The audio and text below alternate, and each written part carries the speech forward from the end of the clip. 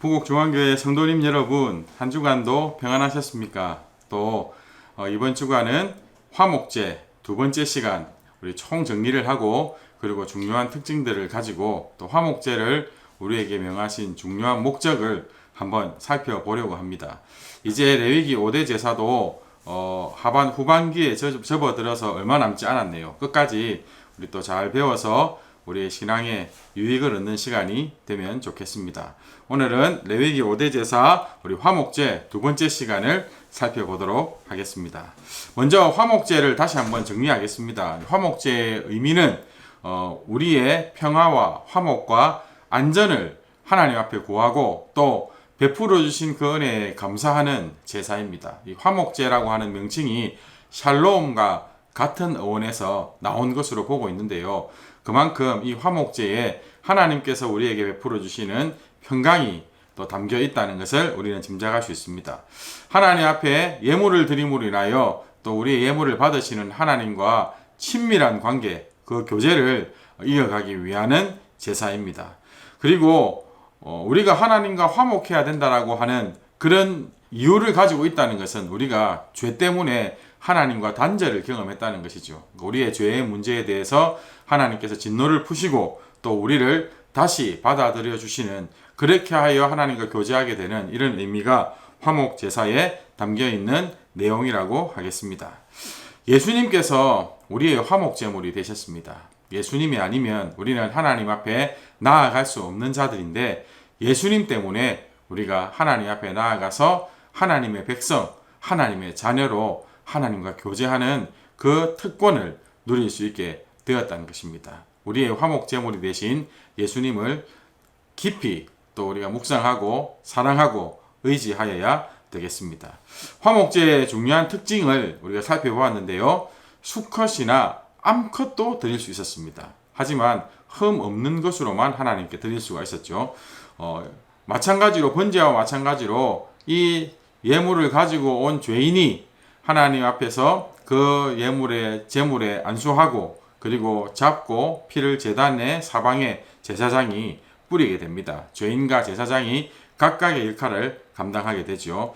그리고 소제와 마찬가지로 화목 제물도 일부를 하나님 앞에 화제로 올려드리고 나머지는 또 제사장에게, 그리고 그 제사를 집례한 제사장에게, 그리고 또 남은 것들은 함께 나누어 먹는 중요한 특징을 가지고 있습니다. 화목제의 추가 규례가 레위기 7장에 나오고 있는데요. 화목제를 언제 하나님 앞에 올려드릴 수 있느냐? 하나님 앞에 특별한 감사의 제목이 있을 때, 하나님께서 베풀어 주신 은혜에 감사하여 드리는 이 감사제의 의미를 가지기도 하고요. 또 하나님 앞에 서원한 예물이나 또 서원한 일이 성취되어서 그에 대한 감사의 명목으로 하나님 앞에 올려드릴 때 우리가 서원제 명목으로 화목제를 올려드릴 수 있습니다. 그리고 하나님이 너무 좋아서, 그리고 그 마음에 즐거운 마음으로 하나님께 나아가고 싶을 때 낙헌제, 자원하는 즐거운 마음을 가지고 하나님 앞에 이 화목제로 또 찬송을 올려드릴 수 있었다는 것입니다. 중요한 특징을 살펴보면 화목제는 하나님 앞에서 함께 먹는 제사라는 것입니다. 하나님 앞에서 제물로 드리고 남은 그 제물로 하나님 앞에 기념물로 올려드리고 남은 그 제물을 나누어 먹습니다. 제사장의 몫으로 돌리고 또 집례한 제사장에게 합당한 몫을 돌려드리고 난 이후에 나머지는 제사 드리는 자가 그 성전 혹 성막들에서 함께 있는 자들과 나누어서 먹습니다. 감사제인 경우에는 그날에 다 먹게 되어 있고요. 또 자원제나 서원제인 경우에는 그 다음 날까지는 먹을 수 있으나 셋째 날에까지 남은 것이 있으면 다 불태워 버려야 했고, 그것을 먹으면 오히려 죄가 됩니다. 여러분, 먹는 제사이기 때문에 수컷 외에 암컷을 드리게 했고요. 드릴 수 있고, 그리고 그래도 하나님께서 받으시는 화제로 받으시는 그 부분은 기름과 내장입니다. 그리고 콩팥이죠. 여러분, 이 기름과 내장은요, 먹을 수 없는 것이었습니다. 요즘은 내장탕을 해서 먹고 하긴 하지만 이 당시에 이 내장은 먹을 수 없는 것이었고 또 먹었을 때에 몸에 좋지 않은 것입니다. 하나님께서는 먹을 수 없는 것들을 하나님께 드려서 그 제물 전체를 드리는 것으로 화제로 올려드리도록 했고, 먹을 수 있는 또 암컷, 유교병과 같이 맛있게 먹을 수 있는 것들은 또 그 백성들에게 돌려서 그것을 통하여 잔치를 벌이게 하셨습니다. 하지만 이것도 부정한 사람, 부정하게 된 제물은 절대 취할 수 없고 그 잔치에 참여할 수 없었습니다. 반드시 소제나 속죄제와 함께 드렸습니다. 이 번제를 소제와 함께 올려놓은 이유를 아시겠죠? 소제는 항상 번제와 함께 이렇게 드려졌습니다. 그런데 화목제도 단독으로 드려지지 않고 우리가 하나님과 친밀함을 나누기 이전에 먼저 내 안에 죄의 문제가, 부정한 자는 드릴 수 없기에 죄의 문제가 해결되어야 되죠. 그래서 번제 위에, 속죄제 위에 이 화목제가 드려졌음을 우리가 성경 지난 구절을 통해서 살펴보았습니다. 화목은 죄를 품고는 이루어질 수 없습니다. 우리의 모든 죄의 문제가 정결하게 씻겨지고 하나님 앞에서 해결되어야지만 거룩하신 하나님과 친밀함을 이어갈 수 있다는 것입니다. 중요한 특징이고요. 오늘 우리가 이 부분을 좀 살펴볼 텐데, 드려진 화목 제물의 오른쪽 뒷다리는 그날의 그 제사를 집례한 제사장의 몫으로 돌아갑니다. 이제 순번을 따라서 그날의 제사를 집례하는 제사장들이 정해지는데, 집례한 제사장의 몫으로는 그 제물의 오른쪽 뒷다리가 주어집니다. 그리고 가슴 부위, 또 어떤 다른 곳에는 어깨라고도 적혀있는데 어깨 부위, 가슴 부위는 그 성막을 중심으로 하나님의 일을 수종드는 제사장들과 그의 가족들 몫으로 주어졌습니다. 레위기 7장 29절에 보면 그 장면에 대해서 부가적으로 설명해주고 있는데요. 이스라엘 자손에게 말하여 이르라, 화목 제물을 여호와께 드리려는 자는 그 화목 제물 중에서 그의 예물을, 자신의 예물을 가지고 나오는 것입니다. 30절에 보면 그 사람이 자기 손으로 가져올지니, 하나님은 그 제물 전체를, 그 제물을 가지고 온 그 한 백성 한 명, 한 사람, 그 죄인 한 사람의 것으로 여겨주십니다. 그가 그 제 가축을 죽여서, 그 제물을 죽여서 기름과 가슴을 떼어 제사장에게 가져가면 제사장은 그 가슴을 여호와 앞에 흔들어 요제를 삼고, 이 제사에 또 종류가 새롭게 나오죠. 요제라고 하는 제사가 나옵니다. 그 기름은 제단 위에서 불사를 것이며 라고 되어 있습니다. 요제, 이것을 기억해 놓으십시오. 두 번째는요, 또 32절에서 34절에는 이제 화목 제물의 오른쪽 뒷다리를 제사장에 주어 거제를 삼을지니 라고 되어 있습니다. 아론의 자손 중에서 화목 제물의 피와 기름을 드리는 자는 오른쪽 뒷다리를 자기의 소득으로 삼을 것이니라. 드리는 자는 그날의 제사를 집례한 자를 이야기하는 것입니다.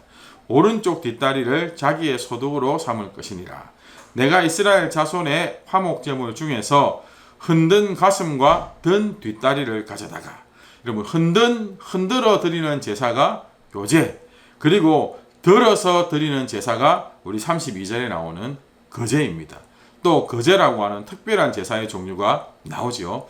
이런 것들이 한번 우리가 배워놓지 않으면 참 많이 헷갈리게 되는 부분인데요. 성경은 5대 제사를 가르쳐 주지 않습니까? 번제, 소제, 화목제, 속죄제, 속건제, 이렇게 5대 제사를 가르쳐 주고 있는데, 우리 지난번에 포도주를 붓는 전제, 그리고 오늘 나오는 요제, 거제, 그리고 우리 처음에 번제와 화목제를 이야기할 때, 또 소제를 이야기할 때 화제라고 하는 이러한 제사의 또 다른 이름을 우리는 발견하게 됩니다. 이것을 한번 정리할 필요가 있는데요. 제사의 종류는 5가지입니다. 번제, 소제, 화목제, 속죄제, 속건제. 이것은 번제의 제사의 종류를 가리키는 것이고요.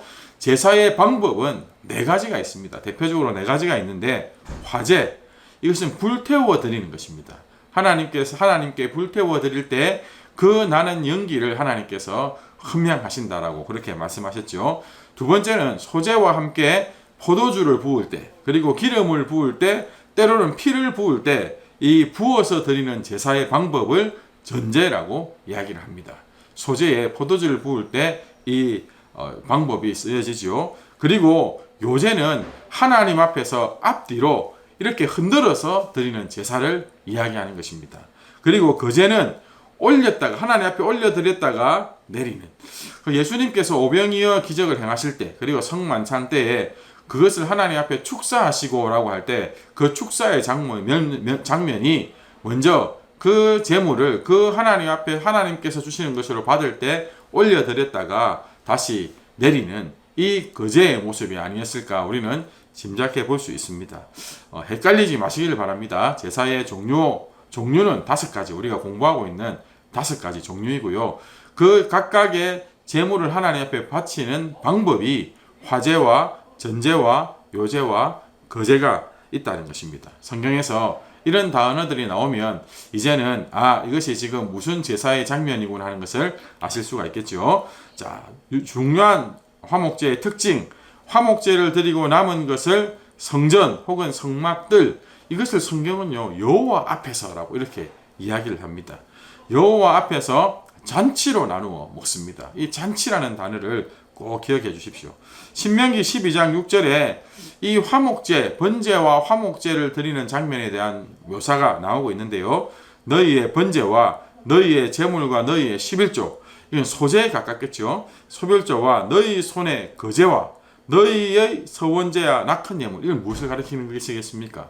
거제와 서원제와 낙헌 예물, 이 부분이 바로 화목제를 가리키고 있는 것입니다. 지금 이 구절은 번제와 소제와 화목제에 대한 내용을 가리키고 있는 것이구나 라고 우리가 짐작하면 됩니다. 그러면 너희 소와 양의 처음 난 것들을 너희는 그리로 가져다가 드리고, 그 다음에 7절에 보면 너희 하나님 여호와 앞에서, 이것은 성막들, 성전뜰에서 먹는 것을 가리키는 것입니다. 너희 하나님 여호와께서 너희의 손으로 수고한 일에 복 주심으로 말미암아 너희와 너희의 가족이 즐거워할지니라. 이 제사를 드린 그 본인뿐만 아니라 그 주위의 이웃들과 그 모든 가족들이 이 화목 제물을 함께 나누어 먹는 잔치가 벌어지게 된다는 것이죠. 15절에 보면 감사함으로 드리는 화목 제물의 경우에는 그 제물이 무엇이든지 간에 그날에 다 먹어야 되고, 16절에 서원이나 장원하는 것이면 드린 날에 먹고 남는 것을 그 다음 날까지는 먹을 수 있으나 셋째 날까지 남으면 불살라야 됐습니다. 여기서 우리가 살펴볼 것이 있는데 18절에 보면 만약에 셋째 날에도 남았다고 하여 그것을 조금이라도 먹으면 그 화목제는 받아들여지지 않았습니다. 그 화목제는 하나님 앞에 통과받지 못한다는 것이죠. 그리고 오히려 그것을 먹는 자는 죄를 지게 되는, 오히려 죄를 범하게 되는 그러한 일이 되고요. 또 오늘 제가 이 구절에는 나타내지 않았지만 피를 먹는 일은 하나님께 절대 용납받을 수 없는 엄청난 죄가 되어 하나님의 백성에서 끊어지게 될 것이라고 그렇게 경고하고 있습니다. 여기서 우리가 한번 질문해 보아야 됩니다. 왜 하나님께서 이런 법칙을 세우셨을까요? 화목 제사라고 하는 하나님과 친밀함을 쌓는 이 화목 제사의 규례를 명령하셔 놓고 왜 그것을 먹는 것에 대한 이렇게 엄중한 명령을 내리셨을까요? 이재철 목사님이라고 혹시 들어보셨습니까? 이재철 목사님이 쓰신 새신자반이라고 하는 책에 이 화목제 부분에 나온 구절을 제가 그대로 한번 인용해 봤는데요.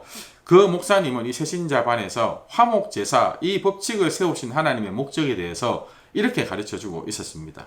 만약에 이 법칙이 없다면 인간은 절대로 이웃과 나누며 살지 않았을 것이라는 것입니다. 내가 쌓아놓고 있다가 썩어서 버리게 되면 버리게 되었지 인간과 자발적으로 나누는 삶을 살지 못했을 것이다 라고 하는 것입니다. 아닌데 나는 나누며 살 것인데, 아니요, 우리의 본성이 나누는 것을 기뻐하지 않습니다. 우리가 하나님께서 이런 법칙을 통해서 우리의 죄성을 드러내실 때 맞습니다. 내가 욕심이 있고 죄가 많은 자입니다라고 고백하게 되면 은혜가 있습니다.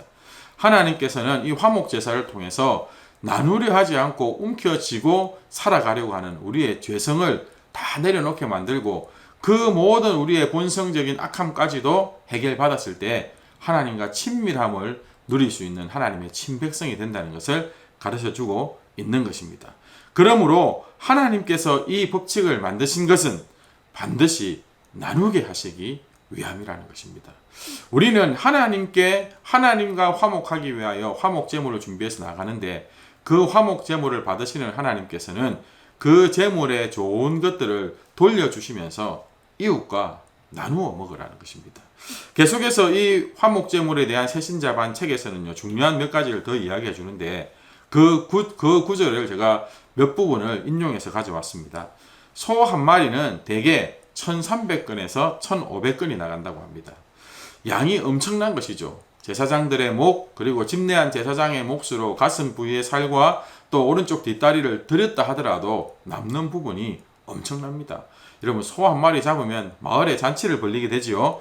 그 양이 엄청난데 이것을 반드시 감사해 드릴 경우에는 하루 만에 다 먹었어야 됐습니다. 혹은 서원제나 자원제일 경우에도 이틀 안에 다 먹어야 된다는 것입니다. 여러분, 내가 친밀하게 여기는 가까운 한두 사람, 우리 가족들끼리 해결할 수 있는 양이 아니라는 것이죠. 반드시 주위에 있는 사람과 다 나누어 먹어야지만 그 하나님께서 나누어 먹으라고 명령하신 그 부분을 순종할 수 있다는 것입니다. 무슨 말입니까? 바꾸어 말하면 미운 사람과 내가 싫어하는 사람, 꺼려하는 사람, 원수와도 나누어 먹어야 된다는 것입니다. 하나님과 화목하기 원하는 자는 반드시 하나님과 화목하고자 하는 그 간절한 소망을 가지고 나와 불편한 관계에 있는 이웃들과 화해해야 된다는 것이죠. 용서해야 되고 용납해야 된다는 것입니다. 화목제는 그런 의미에서 모든 제사를 마무리하는 제사입니다. 우리의 예배는 반드시 다른 사람과의 나눔, 미워하던 사람과의 화목으로 마무리되어야 온전한 예배가 된다는 것입니다. 그래서 예수님께서 말씀하셨죠. 하나님 앞에 예배하러 갈 때 혹 불화한 사람이 생각나면 먼저 화해하고 그와 다시 화목을 회복하고 난 이후에 하나님 앞에 예배하러 오라고. 이런 이유에서입니다. 화목을 거두어내는 예배가 영과 진리로 드려지는 예배이고 참다운 예배는 그런 의미에서 우리의 공적인 예배가 끝나고 예배당 문을 나설 때 진짜 우리가 예배하는 자인지 하나님이 기쁘시게 받을 만한 예배를 올려드리는 자인지가 판가름 난다는 것입니다. 요한 1서 4장 10절은 이렇게 이야기합니다. 사랑은 여기 있으니 우리가 하나님을 사랑한 것이 아니요 하나님이 우리를 사랑하사 우리 죄를 속하기 위하여 화목 제물로 그 아들을 보내셨습니다. 여기 화목 제물은 번제와 화목제를 다 포함한 내용이겠죠. 하나님께서 먼저 우리와 사랑의 관계를 회복의 관계를 화목의 관계를 회복하기 원하셨다는 것입니다. 우리가 하나님 앞에 먼저 나아갈 수 없는데 하나님께서 우리를 사랑하셔서 우리와 화목하기 위하여 아들 예수 그리스도를 우리를 위한 번제 화목 제물로 보내어 주셨다라고 하는 것입니다. 여러분, 그 화목 제사가 가장 잘 드러나 있는 신약의 사건이 성만찬입니다. 여러분, 예수님께서 이제 죽을 날이 가까웠다는 것을 아시고 제자들과 땅에 있는 세상의 모든 사람들을 끝까지 사랑하시며 베푸신 그 중요한 예식이 바로 성만찬 예식인데요. 그때 예수님은 이렇게 말씀하십니다. 이것은 너희를 위하는 내 몸이니 이것을 행하여. 무슨 말입니까? 이 떡을 먹을 때마다 나를 먹는 것으로 여기라는 것입니다. 하나님과 우리 사이를 화목케 하기 위해서 우리의 먹을 것이 되어주신 예수님, 우리의 그 화목 제물이 되고 잔치의 음식이 되어주신 예수님, 우리가 기억하라는 것이죠. 11장 25절에도 보면 이 잔은 내 피로 세운 새 언약이니. 예수님께서 이 떡과 잔을 축사하시고 나누어 주시면서 내가 너희에게 주는 화목 제물의 음식을 먹고 화목하라라고 하는 것입니다. 이것을 행하여 마실 때마다 나를 기념하라 하셨으니, 이 예수님께서 우리에게, 하나님께서 예수님을 통해서 우리에게 명령하신 것이 무엇입니까? 베풀어 주신 은혜가 또 무엇입니까? 모든 것이 하나님께로서 났으며 그리스도로 말미암아 우리에게 주어진 것인데 우리를 자신과 화목하게 하셨다는 것입니다. 예수 그리스도로 말미암아 우리가 하나님과 화목하게 되었는데 여기서 그치는 것이 아닙니다. 예수님께서 우리의 화목 제물이 되셔서 또 하나님 앞에 우리의 모든 단전된 것을 해결해 주셨을 뿐만 아니라 우리의 화목 제물 음식이 되어 주셔서 우리로 하여금 그 예수 그리스도로 말미암아 잔치를 벌리게 하셨다는 것입니다. 깨어졌던 관계, 단절되었던 관계, 서로 불편했던 관계들이 다시 화목하게 된다는 것입니다. 그래서 우리를 화목하게 하셨을 뿐만 아니라 우리에게 화목하게 하는 직분, 바로 이 예수 그리스도께서 감당하셨던 화목 제물의 그 역할을 우리에게 요구하신다라고 하는 것입니다. 그래서 우리는 용서하는 자가 되어야 됩니다. 우리는 용납하는 자가 되어야 하고요. 우리가 가는 어느 곳에서든지 다툼과 분열과 시시비비가 나타나는 것이 아니라 사랑이 싹트고 화목이 이루어져야 된다는 것입니다. 예수님께서 말씀하셨습니다. 원수를 사랑하며 박해하는 자를 위하여 기도하라. 왜 이 말씀하셨는지 아시겠죠? 마가복음 11장 25절에 서서 기도할 때에 아무에게나 혐의가 있거든 용서하라. 그리하여야 하늘에 계신 너희 아버지께서도 너희 허물을 사하여 주시리라. 여러분, 진정한 화목제사는 우리가 우리의 일상의 삶에서 얼마나 용서하고 얼마나 용납하고 사랑하느냐에 달려 있다는 것입니다. 그러므로 우리가 드리는 제사는요, 우리에게 베풀어 주신 하나님의 은혜, 예수 그리스도 말미암아 우리에게 부어주신 그 은혜를 감사하며 찬송하는 찬미의 제사에 더하여 16절, 히브리서 13장 16절에 나오는 선을 행함과 서로 나누어 주는 것임을 잊지 말아야 할 것입니다. 여러분, 우리의 화목제는 서로 아끼고 사랑하며 나누어 주는 것입니다. 내 몫을 나누어 줘서 함께 교제하게 되는 것이 최고의 제사라고 하는 것이죠.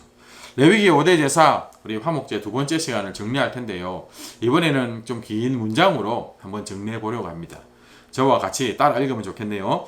화목제사는 내가 하나님께 감사하고 그분이 정말 좋아서 하나님께 나아가는 제사입니다.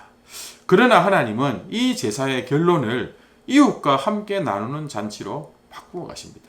무슨 말인가 하면 우리는 하나님께 감사하고 그냥 하나님께 약속하고 또 하나님이 좋아서 하나님께 나아가는 것인데, 하나님은 우리의 그 마음을 기쁘게 받으시고는 우리를 다시 이웃들에게로 돌려 보내신다는 것입니다. 내 혼자 하나님 앞에 나아가서 하나님과 개인적인 화목을 이루는 것으로 화목 제사가 결론 지어지지 않습니다. 우리의 신앙이 그렇게 열매 맺어지지 않습니다. 궁극적인 우리의 신앙은 반드시 이웃에게 나가서 세상에 나아가 이웃들과 화목하고 사랑하는 것으로 드러나야 된다는 것입니다. 두 번째입니다. 하나님을 즐거워하며 사랑하여 예배드리면서 다른 사람, 이웃들과 전혀 나눔이 없는 인생은 화목제를 모르는 인생입니다. 우리의 예배와 우리의 신앙을 잘 한번 돌아보아야 되겠습니다. 하나님은 우리가 이웃과 나누는 것에 관심을 많이 가지고 계시고 우리 또한 그 일에 관심 갖게 하십니다. 마지막입니다. 하나님을 기뻐하고 사랑하고 감사하는 것의 결론은 구제와 교제입니다. 우리가 서로 남을 대접하기를 기뻐하고 그리고 그 대접하는 것을 통해서 하나님이 기뻐하시는 일들을 이루어 갈 수 있다는 것입니다. 요한복음 13장에서 예수님께서는 제자들에게 새 계명을 주시면서 서로 사랑하라고 말씀하셨죠. 그러면서 너희가 서로 사랑하면 이로써 모든 사람이 너희가 내 제자인 줄 알리라 라고 말씀하셨습니다. 여러분, 우리의 화목 제사는 지금 아름답습니까? 우리가 하나님 앞에만 마음을 다하여 나아갈 뿐만 아니라 하나님께서 우리에게 베풀어 주신 은혜와 사랑, 그리고 우리를 용서해 주시고 우리를 용납해 주시고 우리를 가까이 하시며 교제하시는 그 하나님의 크신 친절함으로 우리도 이웃들에게 나아가 이웃들을 용서하고 용납하고 사랑하고 대접하고 섬기는 일에 더욱 열심을 내는 참 용서받은 자, 참 구원받은 자, 화목 제사를 이루는 저와 여러분이 되기를 소망합니다. 다음 주 예고입니다. 우리 다음 주에는 이제 네 번째 제사인 속죄제 첫 번째 시간을 가지려고 합니다. 하나님 앞에 범죄한, 그래서 용서받지 않으면 안 되는 큰 죄를 하나님께서 또 용서해 주시는 특별한 은혜가 있지요. 이 속죄 제사의 의미를 우리가 한번 살펴보고 그 특징들을 또 살펴보는 시간을 가지려고 합니다. 이번 주간에도 수고 많으셨습니다. 한 주간 화목 제사의 참 의미를 잘 묵상하면서 하나님을 기쁘시게 해드리는 저와 여러분이 되기를 소망합니다. 한 주간 평안하십시오. 샬롬.